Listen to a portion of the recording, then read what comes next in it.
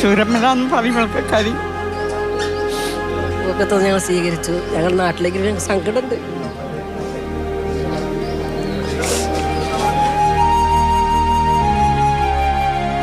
ജനിച്ചു വീണ മണ്ണിനൊപ്പം ഒഴുകിപ്പോയ ജീവിതങ്ങൾ.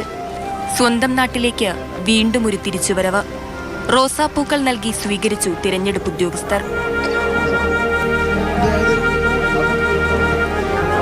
അയൽപ്പക്കമായി ജീവിച്ചിരുന്ന പലരും ദുരന്തനാളിന് ശേഷം ഇന്നാണ് വീണ്ടും കണ്ടുമുട്ടുന്നത്.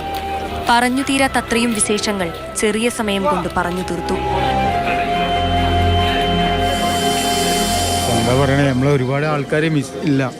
പക്ഷെ എന്താ പറയുക, വോട്ടിനായിട്ടാണ് ഇപ്പോൾ നമ്മൾ ഈ നാട്ടിലേക്ക് വരുന്നത്. നമ്മൾ ജനിച്ചു വളർന്ന നാട്ടിലേക്ക് വോട്ടിനായിട്ട് വരിക.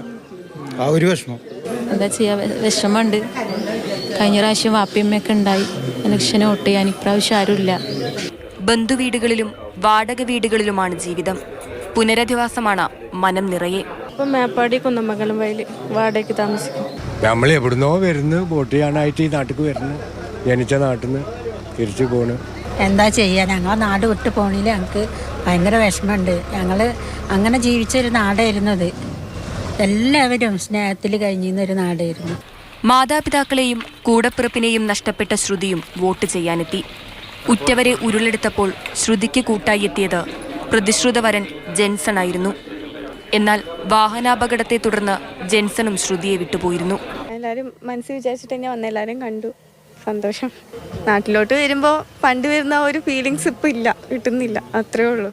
വോട്ടവകാശം രേഖപ്പെടുത്തി നാടിനോട് യാത്ര പറഞ്ഞ് ഒരിക്കൽ കൂടി അവർ മടങ്ങി. അടുത്തൊന്നും ഇനി ഇങ്ങോട്ടില്ല. ഉള്ളിലെ മുറിവ് കാലം മായ്ച്ചു തുടങ്ങട്ടെ.